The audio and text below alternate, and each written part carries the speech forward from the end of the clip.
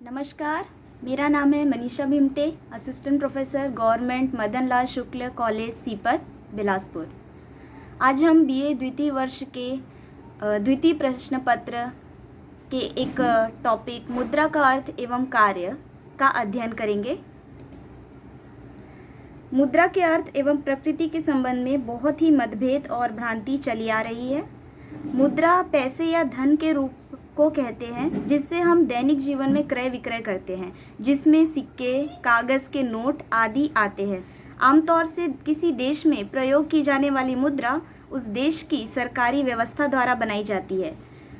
जैसे भारत में रुपया मुद्रा है।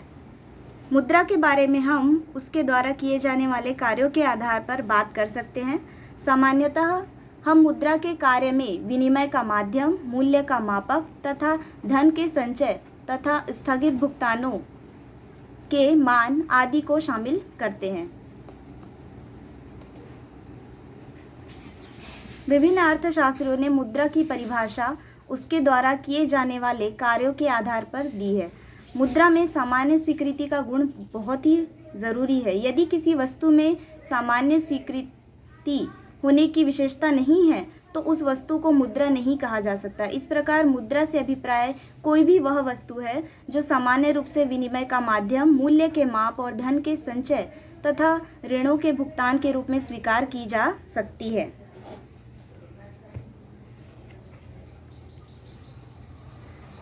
मुद्रा की परिभाषा विभिन्न अर्थशास्त्रियों ने उनके कार्य के आधार पर प्रदान की है। मुद्रा वह वस्तु है जो विनिमय के माध्यम के रूप में सामान्यतः स्वीकार की जाती है और साथ में मूल्य के माप तथा मूल्य के संग्रह का कार्य करती है।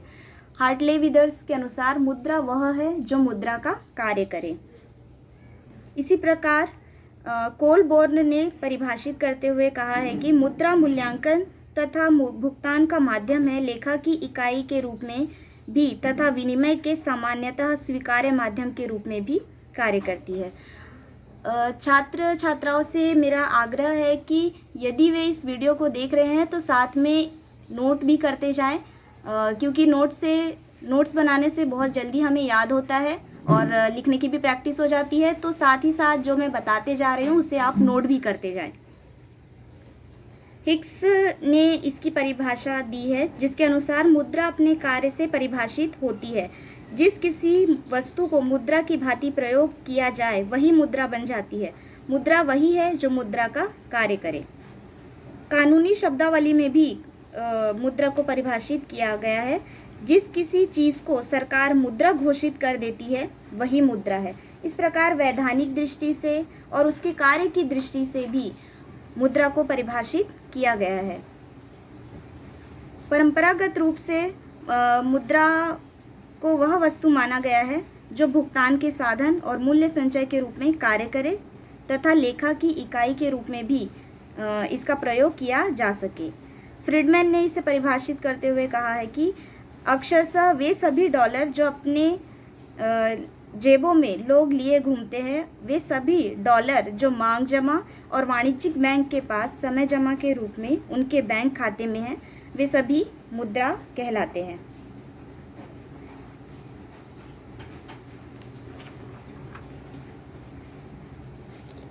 इसके पश्चात हम देखेंगे मुद्रा के कार्य। मुद्रा के अनेक प्राथमिक एवं द्वितीयक, आकस्मिक और अन्य कार्य हैं जो केवल वस्तु विनिमय प्रणाली की कठिनाइयों को ही दूर नहीं करते, अपितु आज की दुनिया में व्यापार तथा उद्योग के प्रगति के पथ पर भी अग्रसर करते हैं। इसमें हम सबसे पहले देखेंगे प्राथमिक कार्य। मुद्रा के जो प्राथमिक कार्य है उन्हें दो भागों में बांटा गया है, विनिमय के माध्यम के रूप में तथा मूल्य की इकाई के रूप में। पहला देखते हैं विनिमय का माध्यम। तो यह तो हम सभी जानते हैं कि मुद्रा का कार्य जो है वह है किसी वस्तु का क्रय विक्रय का माध्यम बनना। यह मुद्रा का मूल्य मतलब प्रधान कार्य है, क्योंकि इससे मुद्रा के अन्य कार्यों का विकास हुआ है। विनिमय के माध्यम का काम करके मुद्रा आवश्यकताओं के दोहरे संयोग की ज़रूरत तथा वस्तु विनिमय प्रणाली की असुविधाओं और कठिनाइयों को समाप्त कर देती है। जैसे इससे पहले हम जानते हैं कि वस्तु विनिमय प्रणाली चलती आ रही थी।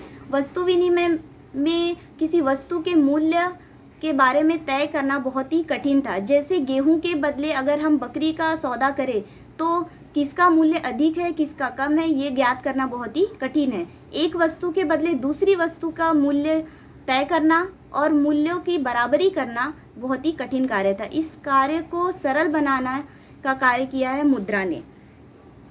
विनिमय के माध्यम के रूप में मुद्रा के प्रचलन से वस्तु विनिमय प्रणाली का एक सौदा क्रय और विक्रय के अलग अलग सौदों में बढ़ जाता है।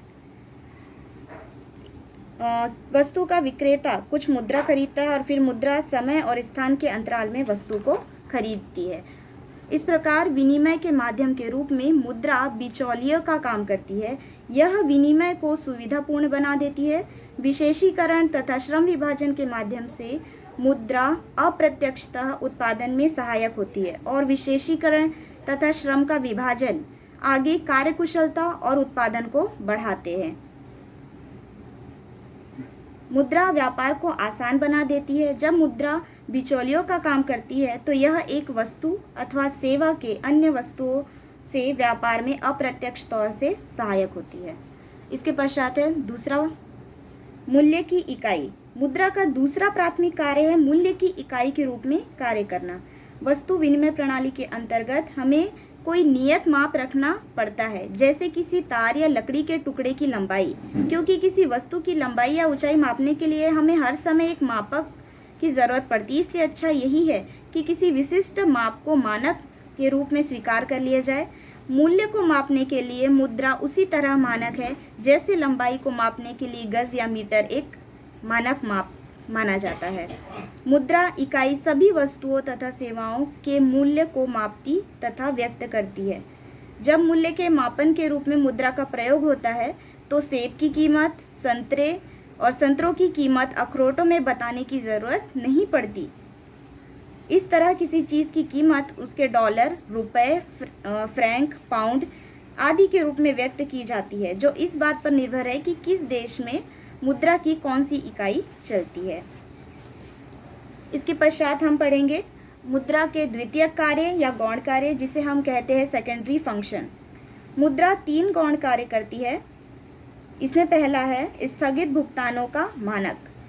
मुद्रा का एक गौण कार्य है स्थगित मानकों का काम कार्य, स्टैंडर्ड ऑफ डिफर्ड पेमेंट्स।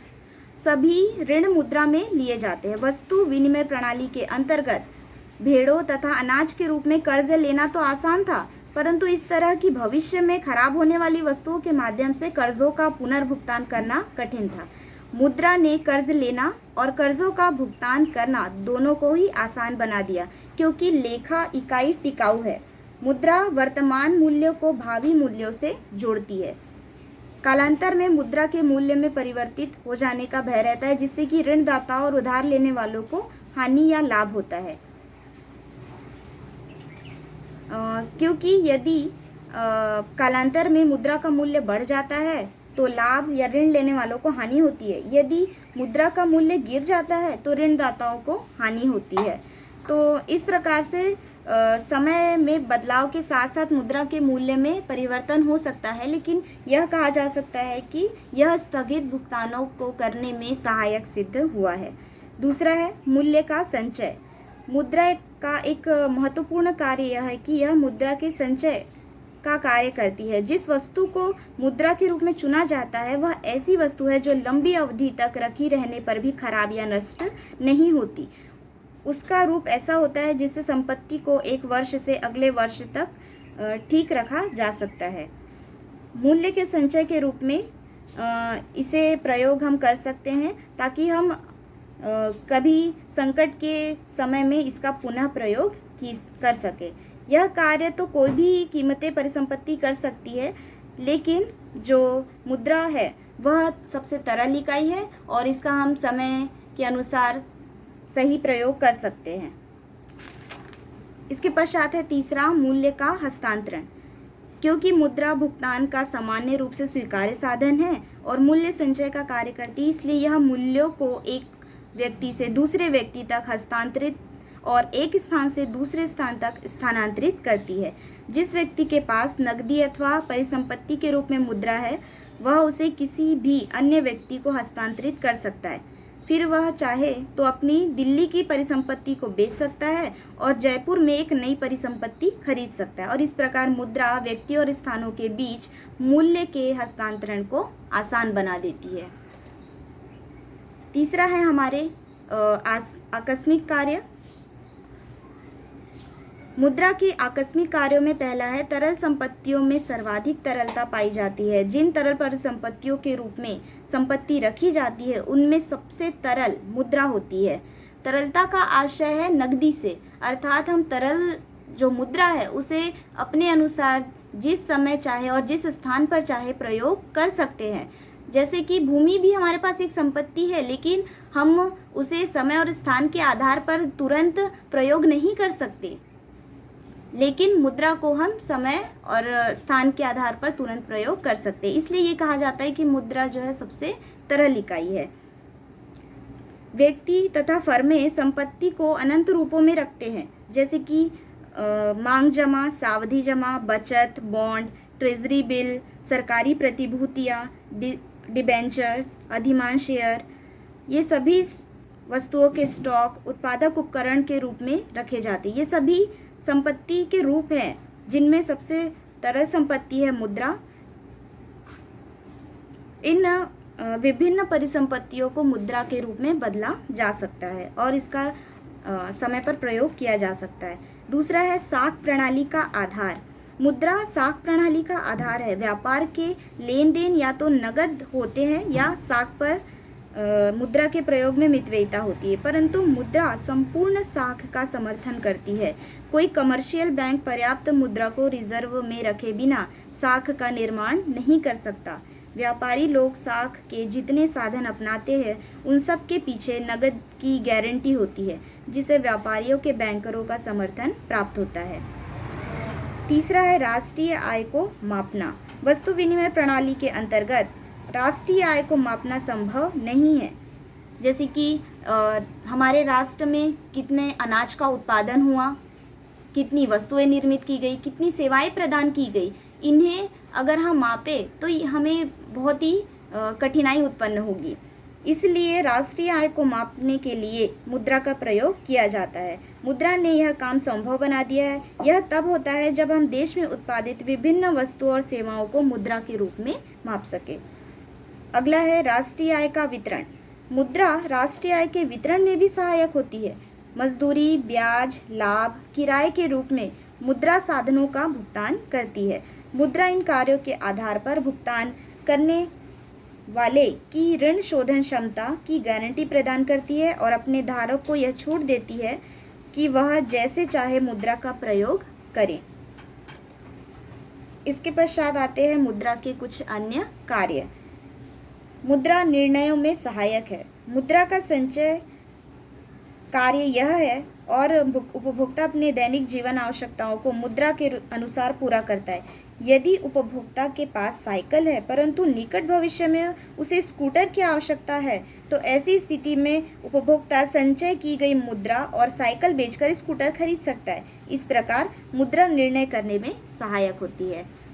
इसके पश्चात है समन्वय का आधार। व्यापार को सुचारू रूप से चलाने के लिए मुद्रा बाजार एवं पूंजी बाजार में समन्वय मुद्रा के द्वारा ही होता है। विभिन्न प्रकार की विदेशी सहायता का पुनर्भुगतान का मूल्य मुद्रा द्वारा मापा जाता है और विदेशी विनिमय में समन्वय भी मुद्रा द्वारा स्थापित किया जाता है।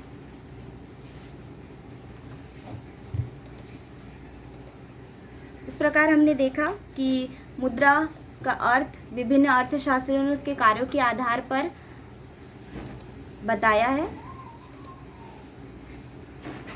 हम कह सकते हैं कि मुद्रा जो है वह क्रय विक्रय का एक बहुत ही सरल एवं तरल माध्यम है, जिसके द्वारा हम जिस समय चाहे उसका प्रयोग कर सकते हैं। इसके कुछ प्राथमिक, द्वितीयक, आकस्मिक कार्य एवं अन्य कार्य हैं। छात्र छात्राएं इन्हें नोट कर लें और जो बताए गए हैं उसे भी वे कॉपी में लिख सकते हैं ताकि वे पुनः इसे पढ़ सकें। धन्यवाद।